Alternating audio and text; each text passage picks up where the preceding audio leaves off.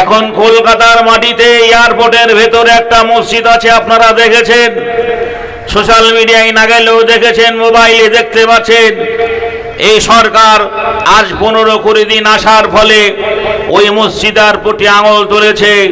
34 বছরের বাম জামানায় জ্যোতিবাবুর আমল চলে গেছে, বুদ্ধদেবের জামানা শেষ হয়ে গেছে, তারা ওই মসজিদটাকে দূর করতে পারেনি, মসজিদটা ভাঙতে পারেনি, মসজিদটা স্থানান্তর করতে পারেনি।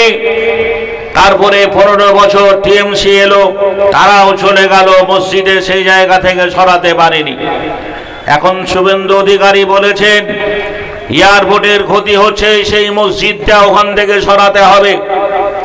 আমার বক্তব্য হচ্ছে এটাই, মসজিদটা সরানোর আগে পশ্চিমবাংলার মাটিতে ওয়াকফ সম্পত্তির উপরে যে সমস্ত অবৈধ বিল্ডিং গড়ে উঠেছে, অবৈধ জায়গা যারা মুসলমানদের সেই পৈতৃক সম্পত্তির উপরে মার্কেট বসিয়েছে, সেই জায়গাগুলোকে বুলডোজার দিয়ে ভেঙে দেওয়া হোক। রাস্তা জনজটের জন্য নিরীহ হকার ব্যবসায়ী মানুষদের, গরিব মেহনতি মানুষদের যে দোকান বাসার ভেঙে দেওয়া হয়েছে পশ্চিমবাংলার মাটিতে। আজকে বেলডাঙ্গার চিত্র দেখলাম মোবাইলে, যে বেলডাঙ্গা স্টেশন সংলগ্ন যত দোকান বাসার ছিল, ওরা মুসলিম মানে বর্ধিষ্ণু এলাকাগুলোকে চিহ্নিত করে সেই জায়গার উপরে বুলডোজার চালানো হচ্ছে।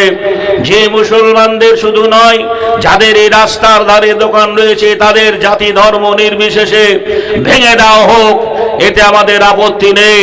তবে যেখানে সরকারি জায়গা দখল করে মন্দির তৈরি হয়েছে, রাস্তা অবরোধ করে মন্দির তৈরি হয়েছে, যেখানে হসপিটালের জায়গা দখল করে মন্দির বানানো হয়েছে, সেই সমস্ত জায়গাগুলো পরিবর্তন করা হবে তো?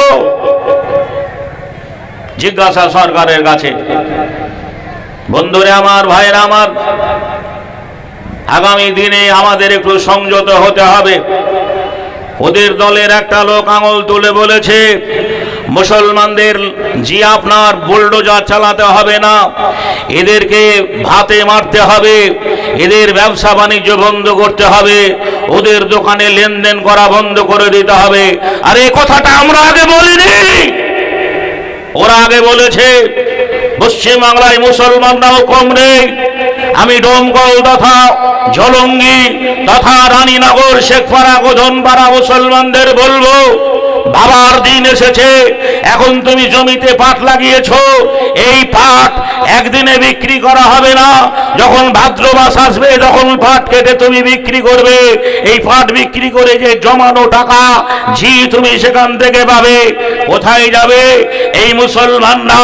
জি বন্ধুরে আমার, জাতির বিচার না করে এরা সব এলাকার মুসলমানরা জি বহরমপুরের মাটিতে টাকাগুলো দিয়ে আছে। জোরে বলে ঠিক না বেঠিক? বহরমপুরের মাটিতে টাকাগুলো দিয়ে আছে।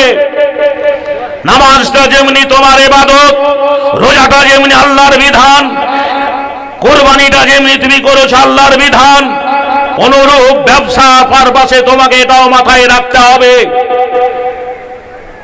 ব্যবসার পারপাসে এটাও তোমাকে মাথায় রাখতে হবে যে আমি 5 বস্তা সিমেন্টের জন্য একটা মুসলমানকে আবদার করলে পারে, আমার মসজিদে 5 বস্তা সিমেন্ট লাগবে, এই মসজিদে আবদার করলে পরে একটা মুসলিম ব্যবসায়ী 5 বস্তা সিমেন্ট আমাকে দেবে, একটা অমুসলমান 5 বস্তা সিমেন্ট আমার মসজিদে দেবে না, তার টাকা আমার মসজিদে কাজে লাগবে না, লাভটাও যেন আমার মুসলমান ভাইকেও দেওয়া হোক। পরিবর্তন তো সব জায়গায় পরিবর্তন হোক। আসুন আমরা পরিবর্তন করি। মিষ্টি যারা কেনাকাটা করে তারা চিন্তা ভাবনা করে মিষ্টি কেনাকাটা করবেন।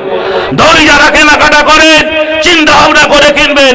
ফুটপাতে রাস্তায় যারা ফুচকা বিক্রি করে সেখান থেকে আপনাকে কেনাকাটা চিন্তা ভাবনা করে করতে হবে। একটা দাড়িওয়ালা মুসলমান মাথায় টুপি দিয়ে যদি রাস্তায় ঘুগনি বিক্রি করে, অমুসলমানরা কি বলে জানেন? তাদের শেখানো হয় এরা মুসলিম, এরা দাড়িওয়ালা, এরা নোংরা, এদের খেতে নেই, এদের নিতে নেই। এইভাবে তাদের প্রশিক্ষণ দেওয়া হয়, কিন্তু আমাদের মধ্যে সেই চেতনা নেই। আমরা করি না, করতেও ভালোবাসি না। আমরা সবাইকে নিয়ে চলতে শিখি, সবাইকে নিয়ে চলতে জানি। এর নাম বাংলা। মুসলমানরা আগে বিভাজন সৃষ্টি করেনি, মুসলমান আগে বিভাজন সৃষ্টি করেনি।